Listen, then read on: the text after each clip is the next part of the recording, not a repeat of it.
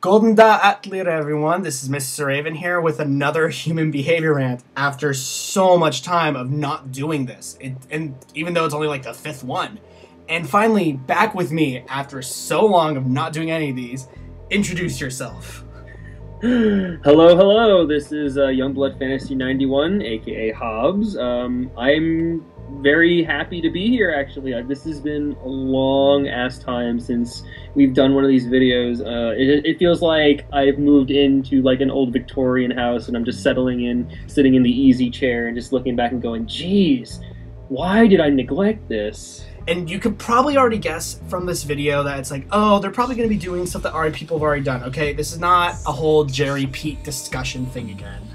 Yeah, like Derturfy already commented on the Jerry Pete situation, but this is in relation to music again, obviously, but this is from a different viewpoint, and the situation is different in this regard, and it more so has to do with Raven's video output anyway. So we're tackling this from, I guess, a different perspective with different initial conditions.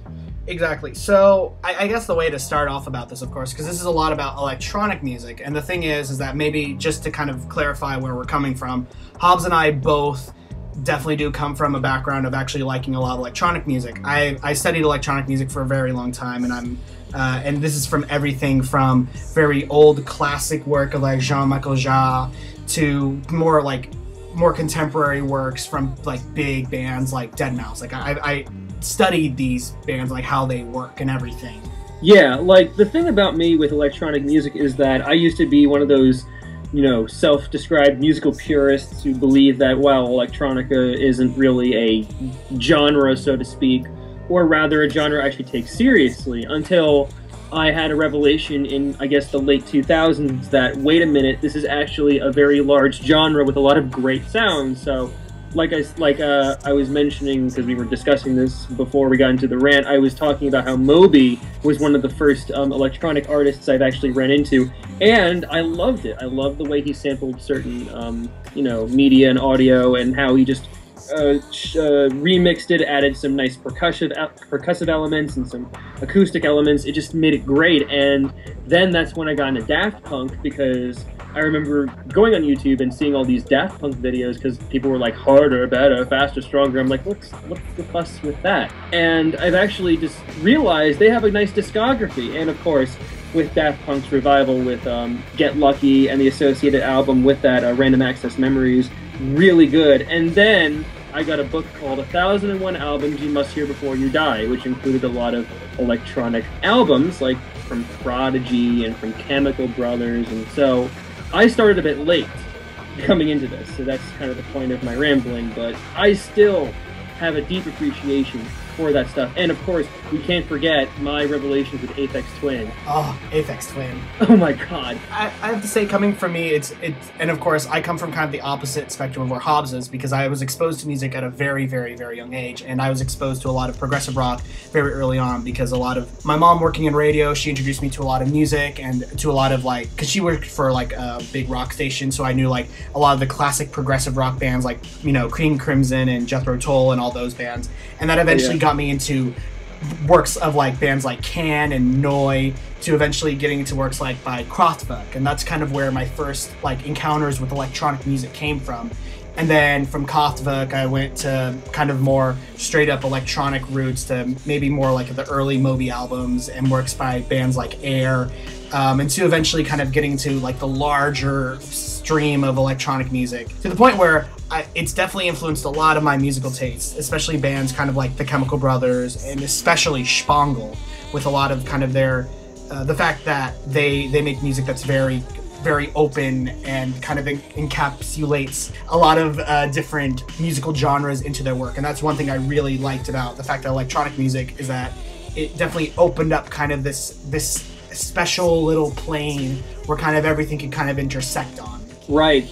And speaking of intersection points, we can also discuss how electronica seems to intersect a lot with ambient, because before I really delved into electronica, I got into ambient, and one of the methods into which I got into ambient was that I started with progressive rock, obviously, like with you, and then I got into Brian Eno, and then of course, I've heard the Brian Eno records where he was like, you know, coming off of the heels of Roxy Music, sounding like, you know, amateur rock and roll, but like his own style, where it's just very quirky. And then suddenly I realized that he made ambient music, like with Harold Budd and Solo and with John Hassel, I think. Yeah. When I found out about ambient, I discovered downtempo. That's where, you know, my I guess my involvement with Boards of Canada came in, and I'm like, there's so many ambient aspects to Boards of Canada that just calmed me and just was like, geez, this is fantastic. So that also defined, you know, my involvement in the electronic genre, like just my obsession. But that kind of defines the entirety of the electronica genre. It's just that there's so many different, unique, different sounds that I didn't give enough respect for initially, but after going into it, it's like, geez, there's so many incarnations. You either dance, or you could lay back and relax in your easy chair, or it makes you think. Like, again, thinking about lyrics, I always think about Bjork. Always. Oh my god, Bjork. That was definitely probably one of my first, like, once I got into electronic music, then that's when I first heard of Bjork, and specifically the album Homogenic. And like, as Hobbes mentioned, you know, a lot of actually down-tempo bands actually came into like popular music. Bands such as Moby, because Play definitely had a very down-tempo feel to it. You have bands like Massive Attack, which albums like Protection and Mezzanine definitely came up into the forefront. I love Mezzanine, that album's great. And then you have Björk, who puts forth albums kind of like Homogenic and Vespertine, very heavily electronica influenced. And that still follows her to this day with later albums such as Biophilia and Volnicura. And I think that was kind of interesting about electronic music, is that now it started to have a push towards like major music. And that's not even just with like down tempo. You have that with other types of electronic music, such as kind of like synth pop revivalist from like the New Order era with bands such as Hot Chip, and then you have also kind of more from like a techno heavy or like house kind of standpoint with bands such as like Justice and the Chemical Brothers and Infected Mushroom. That's what I was thinking of. And as well just other genres as well, Prodigy with rave and drum and bass with bands like Pendulum. So and that kind of gets to our next thing about, because a lot of people criticize electronic music, and I think the big problem is that electronic music, it's kind of like, when you criticize electronic music, it's like criticizing like metal as a whole. It's there's so many different types of it, and I would even say electronic music, and there's no offense to metalheads, is more diverse than metal music. It has this huge encapsulating like field, and it melds with so many other genres. Not to say that metal isn't diverse, it's a very, very diverse genre, but electronic it's vast and immense in terms of all the subgenres that can fit into it. Exactly. With electronica, there's techno, as Raven mentioned, there's synth pop, there's a bunch of other genres, ambient. Like, they seem to be like on different levels of just musicality here. You can easily pinpoint the major differences. So I feel that there is definitely a diversity with electronica, and because of that, many people can open their minds to it, because you know, when you think of electronica, you think of just Skrillex and dubstep and blah blah blah, but I feel that's just the outer layer that you have to peel away of the orange here. There are other different aspects to electronica that can be and should be explored, because it has influenced a lot of artists and has influenced a lot of people, because so many different sounds can be created. Like, I feel that you can even talk about no wave here. One of the bands that I think of from that genre, which I don't know if it's even fully electronic to begin with, since it was influenced by punk, is Suicide. Suicide made an album in 1977, self-titled. If you listen to it, it's just a drum machine and like a keyboard. And that, I think there's some techno elements to that. There's some electronic elements to that. It's just a drum machine mixed in with, like, you know, a keyboard. But note the major difference between that and, let's say, a Prodigy song where it's just very frenetic. And that's a good point, because he did bring up even that too, about just different kind of essentially different sounds within each genre. But even within those genres themselves, there's a very big difference. Let's take dubstep, for example, because that's the most hated one. For like, whenever I hear like people talk shit about electronic music, it always goes back to dubstep, and it's usually because of Skrillex. And I feel like, okay, true, Skrillex is in the dubstep family, but at the same time too, you have to understand that Skrillex isn't solely a dubstep album.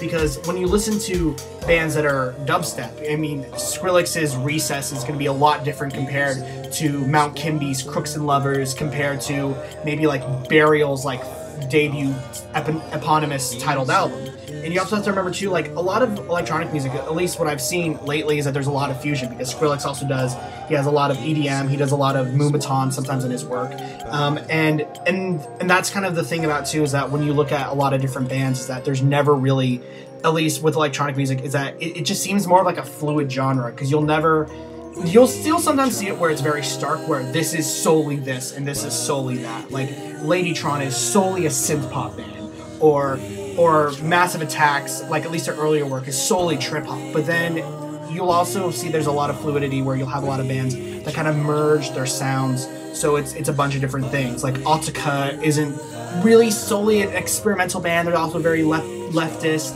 they're also very ambient, they're also very kind of concrete music, kind of all that. And so I think that's maybe what makes electronic music special. And not to say that other genres don't do this, because absolutely other genres definitely do this.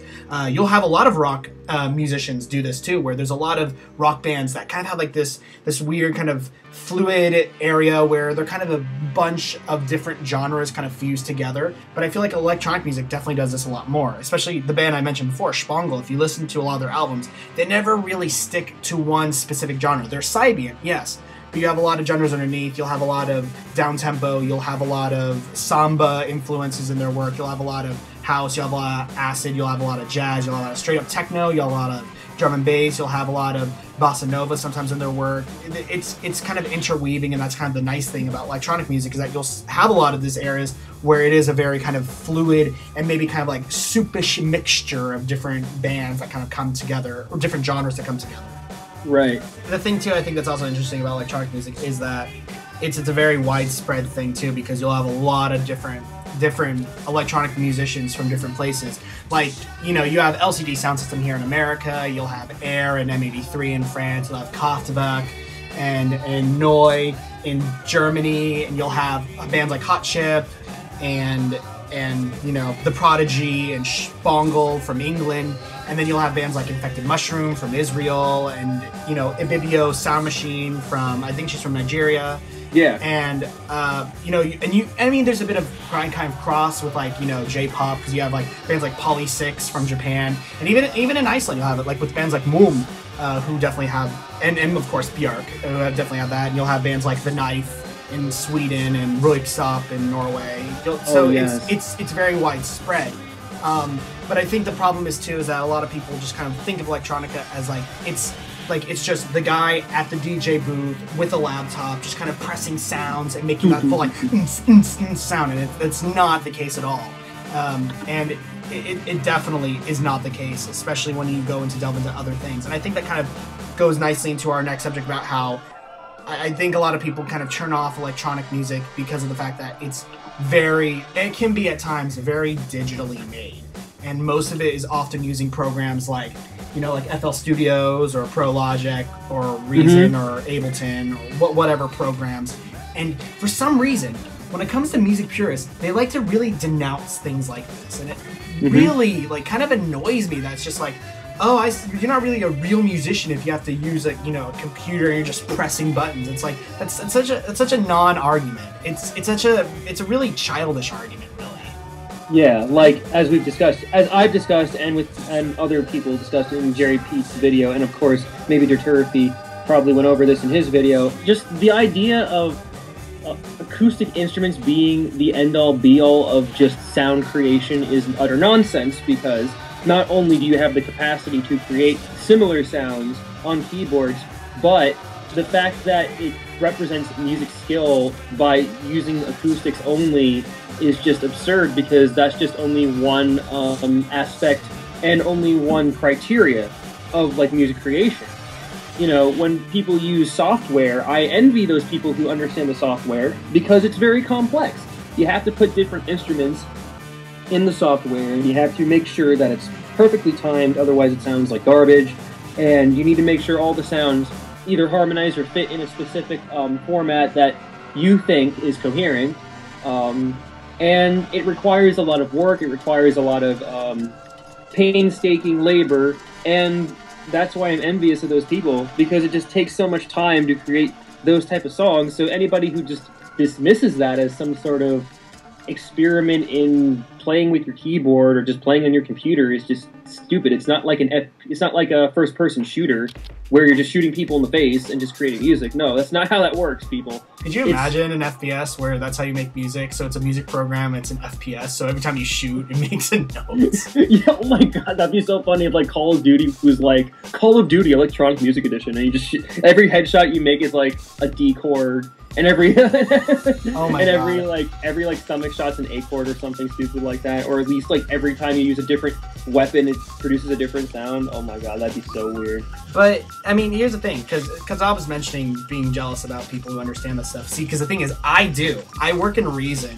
and I started working in Reason in high school, so I've been working on it for a few years.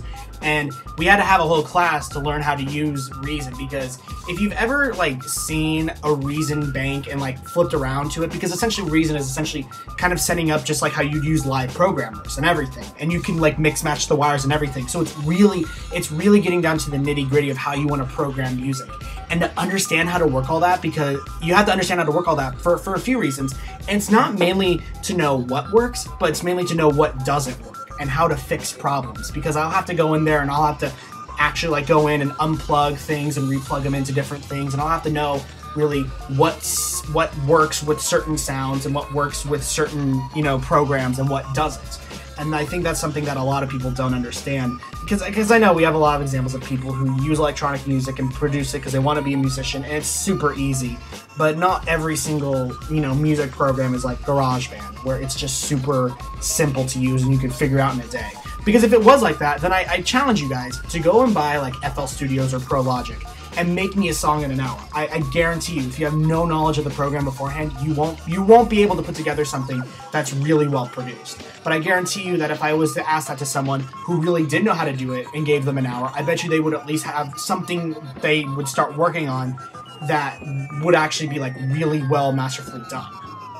Of course, and that's kind of why, people can create these sort of diverse elements in the music, is because they can plan it out. They see it on the screen, and it reflects what's going on in their head.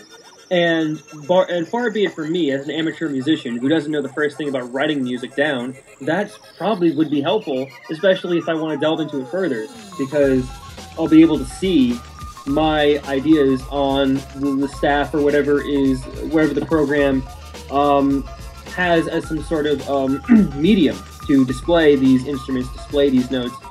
And even then, as somebody who, like me, is unaware of the technology and can't use it, I still would not mind trying to learn it, because it's another method of creating music. It goes back to the whole found sounds argument, because you can make an instrument out of pretty much anything that creates noise. Like you can take a pencil and like hit it against a surface. That's music, that's sound. You can define it as music because it's sound. And I don't know why people think that it's not the case. Maybe you can say it's atonal, maybe you can say it's just a beat. But then again, that's like taking a drumstick and hitting a drum. I mean, of course the drum has a different composition, but it's still producing some sort of sound, right? So, if you're finding another alternative method to create the sound, why disregard it? Why ignore it? Why ignore a certain element of that sound creation for playing the guitar and playing that? Because yes, it does take a lot of time, and none of us are saying that mastering a guitar or mastering the drums takes 2 seconds. Oh god, no. I mean, but you could do the same thing on a program like Reason or the programs we discussed before, and you can program that sort of sound in there. Like, I don't get why people disregard that element of creating music, because sound is diverse. So, in order to include I guess define the word diverse appropriately, we do have to define the types of sounds that are created from electronic components. I mean, if you really hate electronics so much, then I guess we shouldn't use amplifiers, we shouldn't use microphones, we shouldn't use studios, You shouldn't use they all run on synthesizers. Don't use synthesizers. And the thing is too is like a lot of those programs too. You have to understand that a lot of bands that aren't even electronic use them. Like I know for a fact St. Vincent, she's not really electronic music. She uses Ableton Live. I know that for a fact. And Sufjan Stevens, because we all love Sufjan Stevens, he used I forget what I think he used Pro Tools to create Illinois. And Illinois is not electronic by any means. That's Age of Odds. But but he used Pro Tools or whatever to create Illinois, which is why he's listed as the producer, because he did all the mixing on that thing. Of course, he used acoustic recording techniques. He used very cheap microphones, but what he did was he recorded it and then put it in a program and then tweaked it to make it sound coherent. It's like whenever I just see this argument, like just saying that like, you know, using these programs isn't like being a real musician. It's just kind of basically saying that you don't want DIY musicians because, you know, like a lot of like, I guess what they would call true musicians are ones that went to a studio and recorded. It's like, wow, but you have to understand that these are people that had to do it and go through at least nowadays, they had to go through a program and like put everything up through it. But, you know, to even use that argument, there's a lot of electronic bands that don't even do that. Like, look at Black Mod Super Rainbow, very electronic band that recorded a lot of their stuff to tape, old school style. There's other electronic bands that did this. Throbbing Gristle, I know, did this. But, you know, so just, and to kind of say that is essentially just saying that, you know, it's like that you don't want DIY musicians. And a lot of DIY musicians, yeah, they might go into electronic because these programs kind of do help for electronic, but that's not necessarily the case. And so I feel like if we're just saying, you know, that these programs don't make you a real musician, it's like, well, then mixing doesn't really make you a real musician. And it does, because you need to understand a lot about mixing, and mixing is not easy. As someone who's in the middle of learning it, it's not easy. It's very difficult to understand.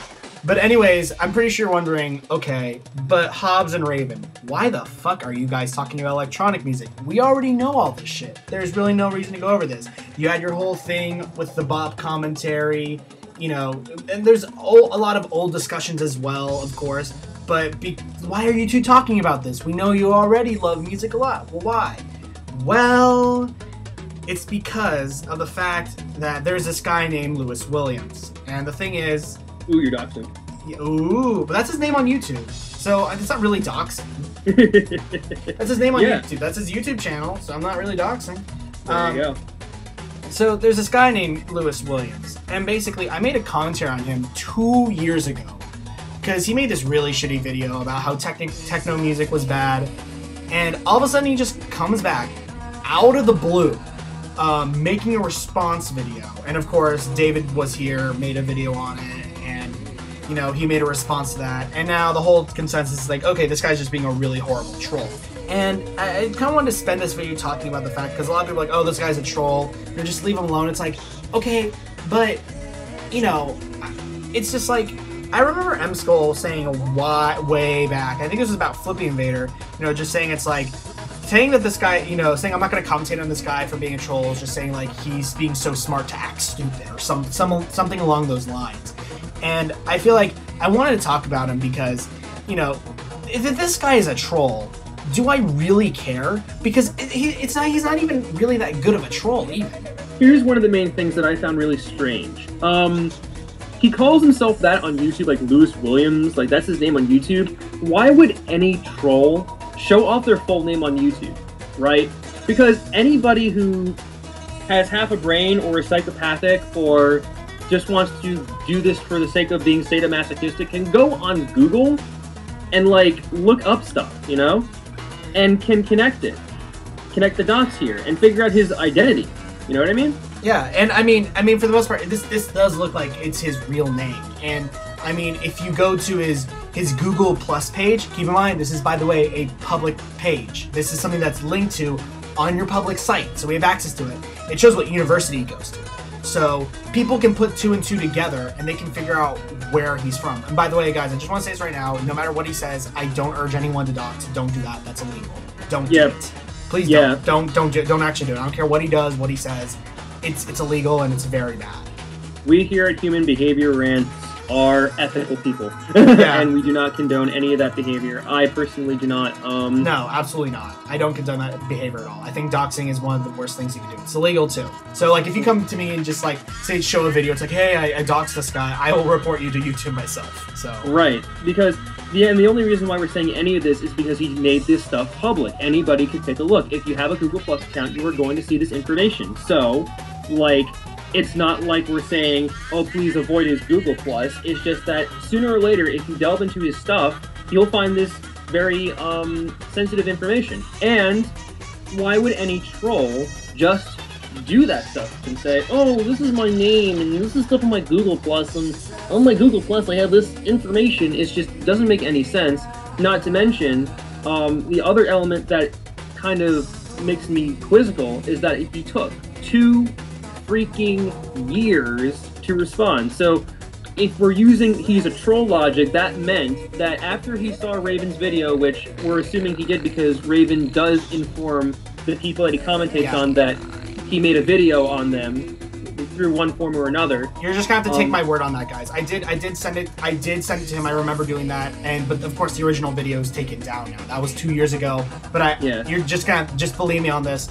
You can see that with other videos I do this, unless like for some reason unless it's like the original video is gone or I can't absolutely find it, I will always send. It's like, hey, I did a commentary on this video. Right. So he did that, and so that would have to have meant that after Raven showed the video to him, he was like, I'm just gonna wait 2 years and then make a very crappy half-assed video.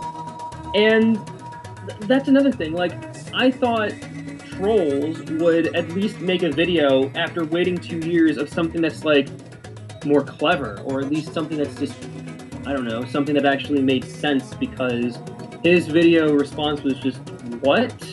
Like, I was watching it and I just was confused, really, about what he was trying to do. All he kind of said was Raven was harassing him, and he's smart, and he goes to college. And that's all I really got. And then, oh yeah, electronic music's stupid. And that's it. And if that took you 2 years, I don't know. Your trolling doesn't seem to be on point, because trust me, I've dealt with trolls in the past. They seem to have, some of them have more of their shit together than this guy, especially when he makes flubs like showing his name. And the thing is too, is that it's like, I feel like I need to address this, because I think, like, I see a lot of people who are trying to troll, and I think, you know, they're doing this because they've seen who Mario Plumber. I don't know if this guy has, but I mean, this is just more of a general statement. And I want to explain the reason why Mario Plumber was a successful troll. The reason why Mario was successful in screaming and cussing about Sonic games and why they're horrible, the reason why it worked was because of his audience. Keep in mind that back when Mario Plumber made a lot of these videos, I know he's changed, he's doing different shit now, but back when he made those videos, the Sonic fan base was notoriously made of just like 13 to 15-year-old kids who really didn't understand how critical thinking worked. And so when they saw these videos, they make really like dumb responses of just getting angry. Like, I remember seeing a bunch of Mario Plumber responses of these kids who were just like, no, you're an idiot, and Sonic's great, and fuck you, and everything. And that's why he was a successful troll, because he got other people to make themselves look like idiots. And see, it worked then, but then for some reason people are like, well, this guy's a successful troll, then I should do the same thing. But the problem is that they're doing this with a different audience. They're doing this with a much more mature audience. Like, I've seen people do this with the commentary community, and it's like, it doesn't work with us, because a lot of these people in the commentary community, at least for the most part, understand how this works, and we're just like, well, we're not going to fall for that. And the thing you have to understand about being a troll is that the point of being a troll is that you want to make the other person look like an idiot. Your point is to make them look like a complete moron. And, you know, I don't understand what Lewis was doing, because at the end of the day, he made no one look like an idiot except for himself. And that reminds me of the infamous Gligar 13. Ugh. And you know why? And you know what? Gligar targeted dumb people. Again, this goes back to what Raven was talking about. Gligar made videos that annoyed video game people, I guess gamers, annoyed Sonic fans, and annoyed fans of major well-known genres and well-known games. And because of that, he got a lot of responses. You can type in Gligar 13 in the YouTube search, and you're going to see a lot of responses to Gligar, because he knew the target audience he should go after. A bunch of prepubescent, or people who don't get what trolling is, people who like major genres and will not listen to criticism, or at least will not listen to the major critiques of the genres. So what Muse did was he targeted one person, that was Raven, and nobody else, maybe even some commentators, who knows, but I feel that the sample size he used was rather minute in comparison to Gligar, who had maybe thousands of people at his disposal, who probably retweeted him, reblogged him, wherever, made a bunch of rants on YouTube, Twitter, Tumblr, you name it, and he was able to do that because he made legitimate erroneous statements on purpose. There was also that response, too, to David's commentary that he did. I remember he made a response to that, and he threw in something about talking about how bad Hollywood and the Jews were. And I was like, oh shit, I shouldn't have said that, and like left that in. Like he awkwardly edited it out.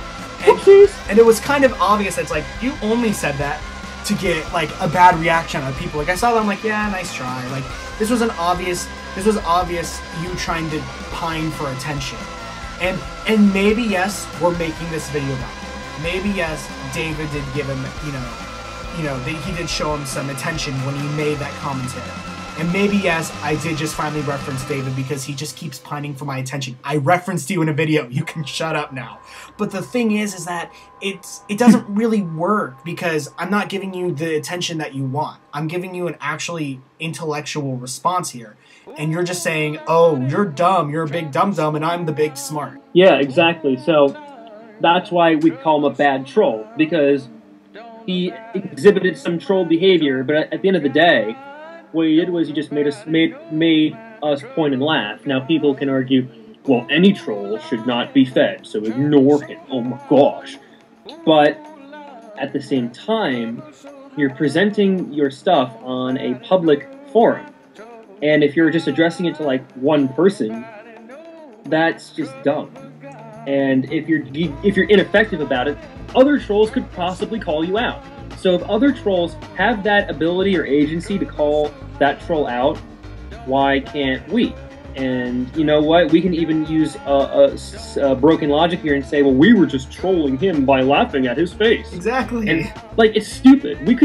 Anybody could use the troll excuse and just say, oh, well, we were just trolling by pointing and laughing at him. We can even say this entire video is a trolling at him. Yeah, I'm just trolling, guys. It is. And you'll just say, it's like, well, you're doing a really bad job of being trolled. It's like, and we're going to tell you how bad it is. It's like, well, we're doing the same thing here. So it's kind of pointless to have this whole thing. And yes, I understand, of course, the thing is, don't commentate on trolls, because it's pretty obvious that they don't mean what they say. But I feel like at some point, just, like, I was originally going to do a response to him, and I was going to do, like, a really jokey commentary. Like, I wasn't going to be 100% serious, but I thought, I wanted to make this human behavior response in this rant because I wanted to actually talk about what makes a bad troll bad. And that's the weird thing, is because now he falls into like that weird uncanny valley of trolling. Where he feels so obviously fake that it's like, this guy can't be serious. But then there's a lot of this thing, it's like, but is he?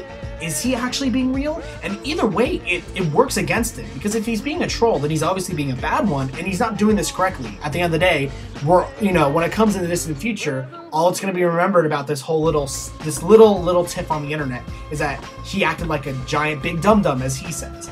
But if he isn't trolling, then obviously it looks bad because he's acting like a complete idiot. Exactly, and so that kind of makes us suspicious that maybe what his video amounts to is just childish and idiotic. And we can probably say that with a straight face, because A, 2 years, that sounds like he had a grudge, and B, just the way he presents himself is just ridiculous. And maybe you can even make comparisons to the original video that Raven did a commentary on. I think he probably acted that way in the original video, right? Yeah, he definitely did. He acted that way too, right. So if that were the case, if there aren't that many differences between the way he reacted in that video and the way he was in the original video, that kind of could indicate that he's not putting on that much of a guise. Because trolls have to put on disguises. Gligar's disguises, acting like a rational fan when really he's not, and Mario to Plumber's guise is acting like a psychopathic weirdo who hates New or Sonic, I guess. But what is his persona? His persona is just, oh, you're stupid. Oh, I'm controversial. Oh. That's it. Like, that's not really much of a disguise. It's like putting on, like, it's like putting on the stereotypical Groucho Marx glasses and the fake nose and saying, ha, I'm somebody else. We all know it's you. Behind those glasses and nose, shut up. That's something, too. Like, the whole of the fact that this took 2 years. Like, why even take that long? And it's not so much as why take that long, but why bring me up all of a sudden now? Like, this commentary was passed long time ago. You had your time. And I've noticed that lately, you know, there's a lot of people who talk about, you know, because I had this discussion with Dog Me Pleasure too about, it's like, oh, you know, I can bring up an argument whenever I want. It's like, not really. There's a certain time limit to when, you know, you should stop talking about this. If it's not relevant now, then don't even bother bringing it up. And of course, I mean, yes, he did get my attention by posting up now. I could have completely ignored him and just said, whatever, you know, you were late. But, you know, so I'm not going to play to my whole indifference fallacy here. Yeah, I cared that he made the video. I absolutely cared. I absolutely noticed the fact that he made the video. But it's because it was so laughably bad. That's why. Like, first time watching it, I'm like, this is the funniest shit I'd ever seen. Like, when it comes to a response made by me. And I'm so glad that he made this response. But, you know, and this is what I think. At the end of the day, I think maybe if he was trolling, it was just like a half-assed attempt at trolling. Like, it was something that he would hope that, like, he made it so that way, like, I would feel bad about my video. And obviously I don't. And, you know what? I feel we can even make a bigger generalization, because in the title of the video we say paradigm of bad trolling. I feel this is a sort of paradigm that we see with certain people, where their version of trolling is just, oh, I'm making this stupid video, I'm stupid, ha ha ha ha. People fall for it and call it, like, legit trolling. People conflate the two, where, you know, if it looks like it's trolling, then it has to be trolling. But people don't analyze it and look into it further, like what we did. We analyzed the video, and we were like, okay, we don't believe this is trolling, so we're just going to dig around, and we found some information that kind of refutes the whole he could be a troll thing. Not to mention, if it took him 2 years, that must have meant that he's not really a good troller or a good troll user on the internet, because I would imagine that trolls on the internet are very persistent with certain targets. So if he was persistent with Raven, he kind of, like, if he was persistent with Raven, then I'm an avocado.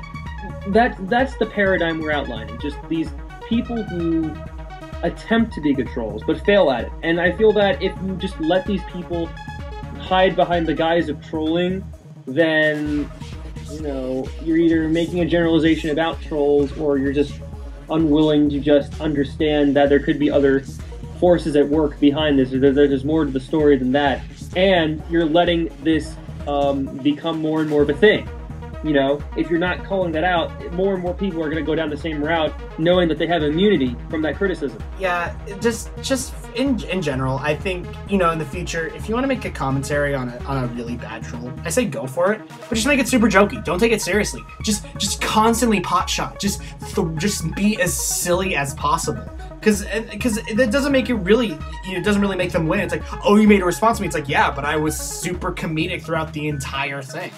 This, of course, this is just more of a serious discussion, because it does, of course, involve things that actually do happen on the internet a lot. I do see still a lot of people talking about how electronic music is really bad, and obviously not understanding the difference between certain genres like techno and dubstep or house, and the difference between the large genre of electronic music, and also just bad trolling in general. Like, that still exists. This was something that I talked about back when, you know, before I left, and I'm still talking about it now. So obviously this is a trend on YouTube that really needs to die. If you're gonna be a troll, you know, and of course, it's weird to say if you're gonna be a troll. If you're gonna be a troll, though, you have to be convincing. Don't just act like a complete idiot. And know who your audience is, too. Like, if you're trying to troll me, doing something like this is not gonna work. It really is not. I like how we're trying to give a primer for trolling. If you're gonna troll me, guys, this is what you have to do. Like I said, I've dealt with trolls in the past, and I believe some of them because they actually did a bang-up job at trying to piss me off, and it worked. But yeah, this is still talked about, and I remember making a video, I want to say 3 years ago, on the subject of just bad trolling, and it's still going on, and people still have a hard time distinguishing. And Yeah, this coincides with, of course, the electronic music that we were discussing, because he used that as a subject point, but, see, there you go. Legitimate people have talked about electronic music and said, oh, this sucks, that sucks. So, I say this discussion is all relevant at this point, and when it comes down to just trolling on the internet, I feel that many people are amateur about it, and nobody wishes to say anything, so in order to deflect the trolling, they say, oh, well, this is just trolling, no big deal, don't feed the trolls. But, if it's a bad troll, just, yeah, as Raven said, have a good time about it, just don't take it seriously. In this situation, we're kind of mocking Lewis. We're not, saying we're offended by his remarks, we're offended by his electronic music comparisons.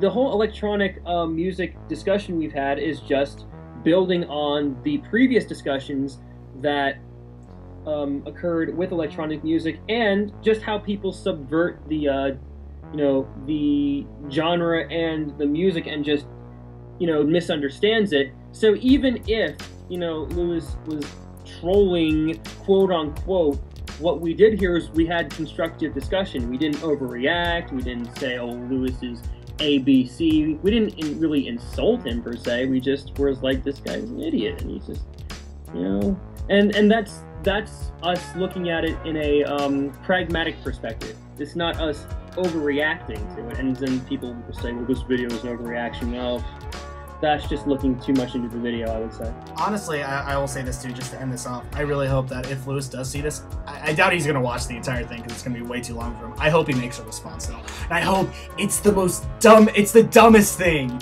that's, when it comes to responses that he's done so far. I hope he insults me. I hope he, says a bunch of racial stuff in it. I hope he just makes a bunch of sweeping generalizations and just fucks up his grammar super hard. I will laugh my ass off if that happens. I almost want him to make a response like that, because I think it would be funny.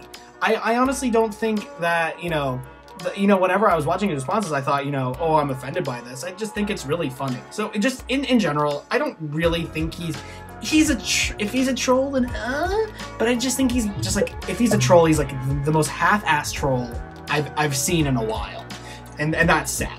So, if there's anything to take away from this, at least, is that at least me and Hobbes are making Human Behaviour Rants again. That's the only thing you can take away from this. Yeah, take away from that, your favorite commentators are coming back to blah, blah, blah about commentaries and trolling and music, Bob. And y'all love that stuff, right? Yeah, it's fine.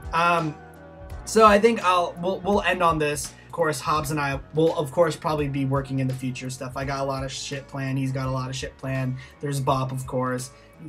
Getting back into the community and all that stuff. So I think what we'll do is, I think we'll end it here. I think this was a really good discussion. So I think that is it for all of us. So until next time, this is MrSirRaven saying I'll see you all on the brighter later. Hey, don't you co-opt my freaking Can't do that. Nope. I'm running away. You can't take that. Get your ass back here. Nope. Armored.